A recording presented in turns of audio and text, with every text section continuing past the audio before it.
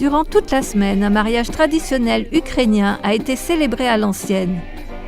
Tout à propos du mariage, y compris les préparations, a été riche et coloré. Les épouses heureuses qui vivaient avec leur famille ont assisté la future mariée, la coiffant d'une couronne.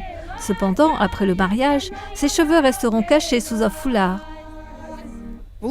Les femmes trouvent leur fierté dans leur chevelure. Quand une femme se marie, elle recouvre ses cheveux car elle s'engage à ne les montrer qu'à son mari. Connus sous le nom de boyards, les hommes de rang, une fois bénis, sont les plus élevés dans l'aristocratie.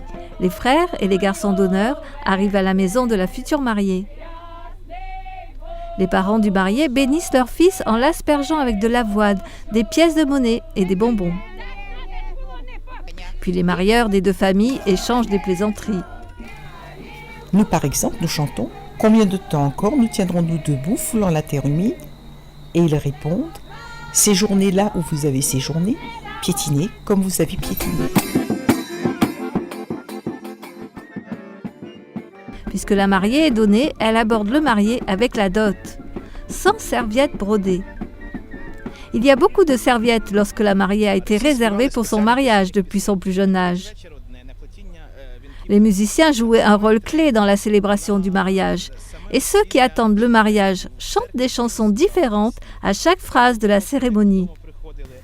Il y avait une chanson spécifique à chanter au moment de la bénédiction des mariés, une autre au moment de la pose de la couronne, encore une au moment du partage de nourriture pour la fête, et enfin une dernière durant la cérémonie du mariage. Les chansons étaient uniques. Elles étaient créées par les personnes impliquées dans le mariage.